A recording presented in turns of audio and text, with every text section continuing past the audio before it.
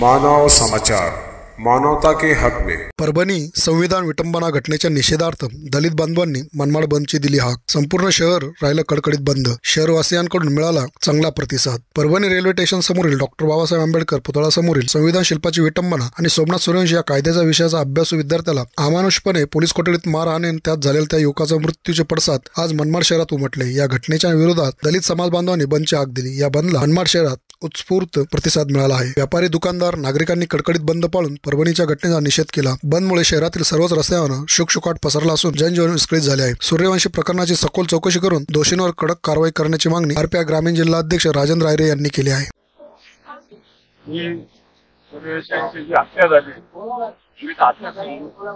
कारण परभणी या ठिकाणी संविधानाचा अपमान करण्यात आला, त्यावेळेस सर्व समाज बांधव रस्त्यावर उतरला होता आणि ज्यांनी हे घडून आणलं त्याला अटक करावी या मागणीसाठी रस्त्यावर आले होते। परंतु डिपार्टमेंटनी त्यावेळेस त्यांनी बंदची हाक दिली आणि त्या ठिकाणी बंदची हाक दिली त्यावेळेस डिपार्टमेंटनी या कार्यकर्त्यांना घरातून उचलून गेलं। त्यात एक सूर्यवंशी सुद्धा होता, तो खऱ्या अर्थानं एक केलेलं शिक्षण घेत होता आणि असा सुशिक्षित मुलगा असताना तो दगडफेक किंवा काही कृत्य करूच शकत नाही असं कोणीही सांगेल सर्वसाधारण व्यक्ती। परंतु त्याला संधी उचलून पोलीस कोठडीत बेरहमीने मारहाण केली आणि त्याच्यात त्या ठिकाणी त्याचा मृत्यू झालाय। त्यामुळे त्या सूर्यवंशीला न्याय मिळाला पाहिजे। ज्यांनी हे कृत्य केलं आहे त्याच्यावर 302चा गुन्हा व ऍक्टिव्ह सूचीचा गुन्हा दाखल करण्यात यावं व सूर्यवंशीला खऱ्या अर्थानं न्याय देण्यात यावा।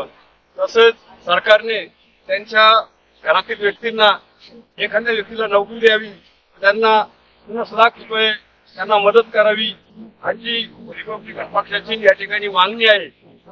आणि जर सूर्यवंशीला न्याय नाही भेटला तर मनमाड शहरात ते काय संपूर्ण महाराष्ट्रात यापेक्षाही तीव्र स्वरूपाचे आंदोलन होईल हे सर्व बघत आहेत।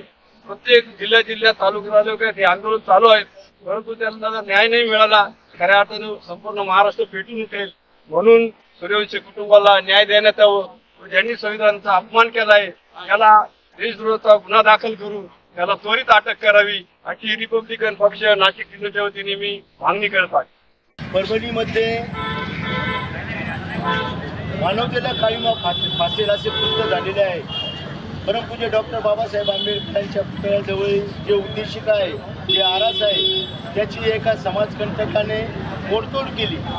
त्या निषेधार्थ तसेच सोमनाथ सूर्यवंशी हा BA LLBचा शिक्षण घेणारा विद्यार्थी तो शांततेच्या मार्गाने रास्ता रोको करत होता, परंतु या जातीवादी पोलीस प्रशासनाने त्याला उचलून नेऊन परभणीमध्ये कोमिंग ऑपरेशन करून महिला भगिनींवर अन्याय अत्याचार करून त्यांना अत्यंत क्रूरपणे मारझोड करून तसेच सोमनाथ सूर्यवंशी याला इतकी अमानुष मारझोड केली तर त्यामध्ये त्याचा मृत्यू झालेला आहे।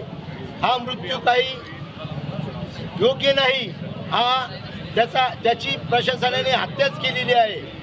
तर आम्ही Republican party of India Nashik जिल्ह्याच्या वतीने तसेच माननीय राजाभाऊ आयरे यांच्या वतीने व सर्व समस्त रिपाईचे कार्यकर्ते यांच्या वतीने प्रशासनाला व शासनाला असे कळवू इच्छितो की जे मारेकरी आहेत, तो PI आहे, SP आहे, डेप्युटी आहे, हे जे संबंधित आहे त्याचे मारेकरी त्यांच्यावर 302चा गुन्हा दाखल झाला पाहिजे व त्यांना सर्वसामान्याप्रमाणे जे सर्वसामान्यांना कठोर शिक्षा देतात तशी शिक्षा दिली पाहिजे। तसेच जो विटंबना करणारा आहे त्याच्यावर देशद्रोहाचा तसेच ॲट्रॉसिटीचा या सर्वांवर गुन्हे दाखल झाले पाहिजे अशी आमची Republican party of India Athawale गटाची माहिती आहे।